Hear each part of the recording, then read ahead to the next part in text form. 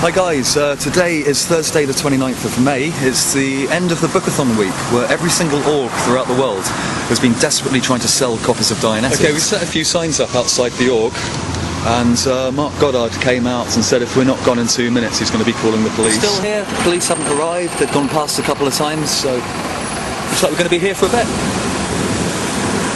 Don't know if you can see, still got loads and loads of books so they can't sell. Oh, that reminds me, I've not had my medicine this morning.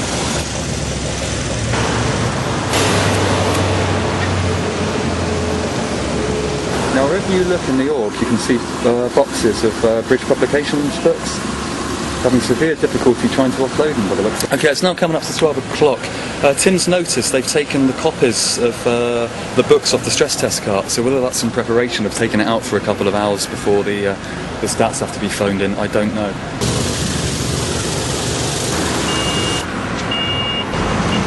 Okay, it's now 12:10, then parked up outside Woolworths. They're not looking very, very happy. Not looking very motivated at all. I think they know that they're flogging a dead horse trying to meet their quota. Over the American branch of the OTO, Jack Parsons was the head. He left. He founded his own religion, dianetics. You've actually had experiences with Scientology?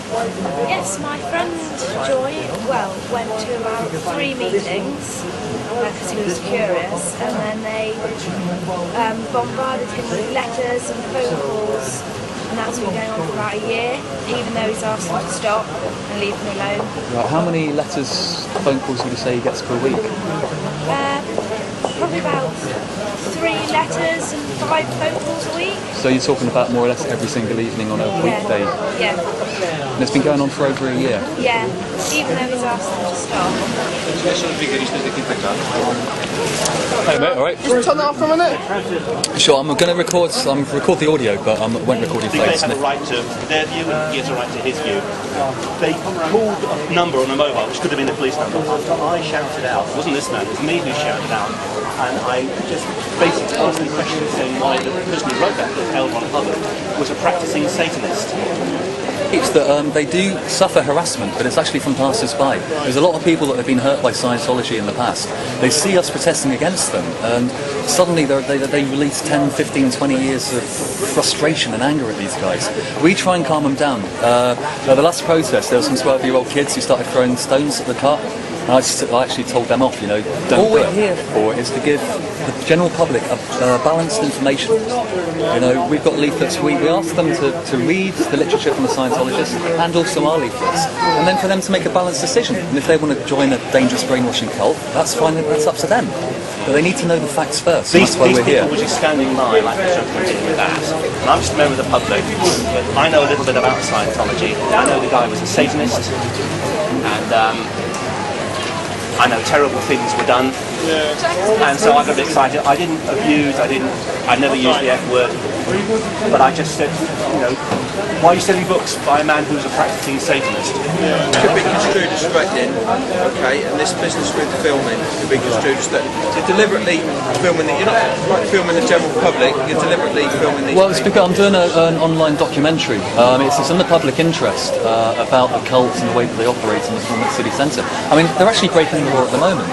Under the trading standards laws that came into effect on Monday, they have to have independent verification of all their claims. For example, if you read the yellow box up in the top right example, there's not a single positive peer-reviewed article which confirms that.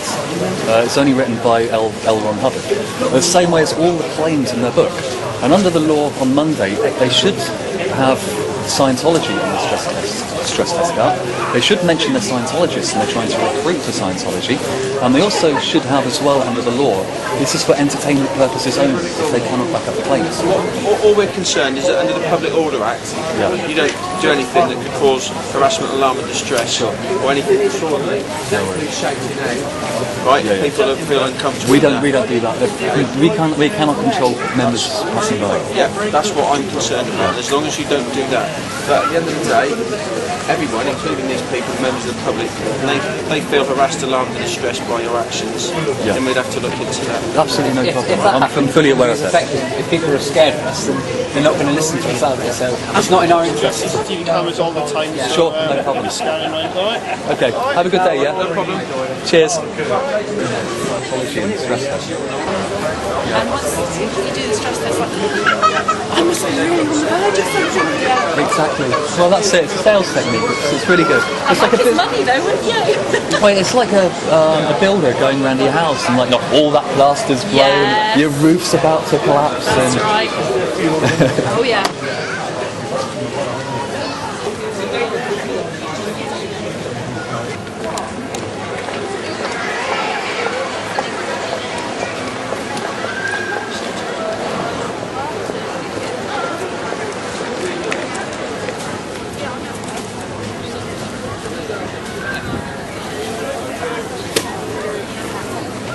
Load of rubbish.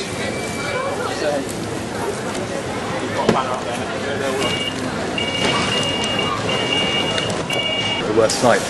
You know, think of it like a mafia organisation. Forced abortions, if you were part of those administrative clause said, and that's the dirty corrupt cult.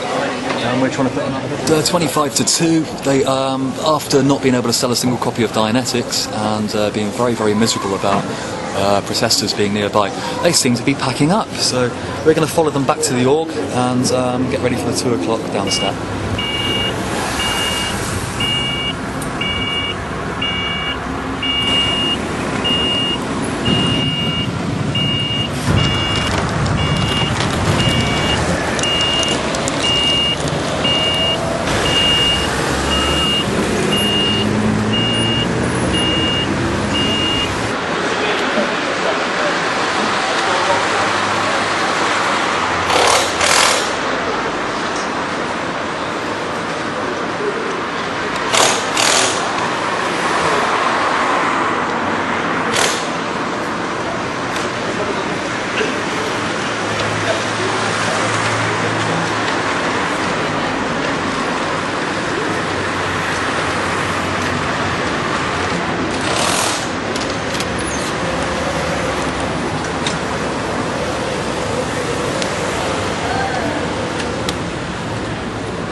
Bit of stress now.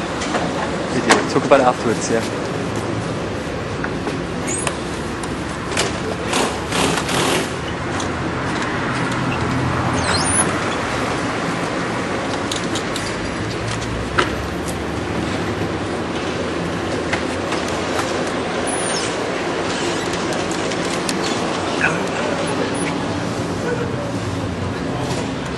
Good luck phoning in the Book-a-thon stats.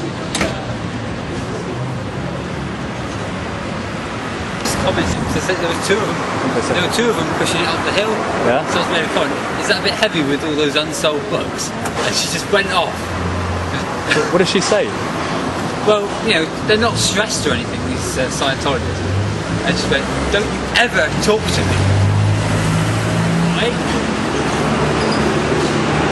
We've seen how many boxes of books everywhere. I mean, I don't know if you can see through the window, but let's just zoom in.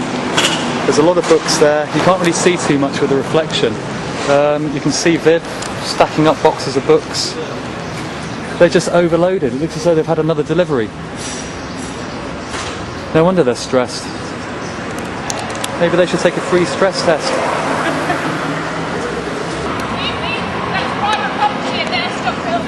Oh, sorry. Okay. Have a good day, yeah? Okay, it's now about sort of 2:15, maybe a little bit later, I don't really care. The cart stayed in town till just before 2 o'clock, and then they started giving us the runaround, stopping, turning around. They really didn't want us to go back to the org, so the two guys on foot, Tim and Mike, kept up with them with placards, and I raced back to the org to get ready for a decent zoom shot for when they turned around the corner to push the cart back in. They were not very happy. Viv had a go at Mike, and Sandra had a go at me for filming through the window, which I must state, it is legal to film on private property until you are told it's to stop. And so when she said to stop filming, I stopped filming. No laws broken. Anyway, it's the end of the Book-a-thon. We have totally screwed up their stats. The rest of the guys have disappeared, other than Tim. So, what do you reckon, Tim? Was that a win? I think it's a win. It's a win. See you soon.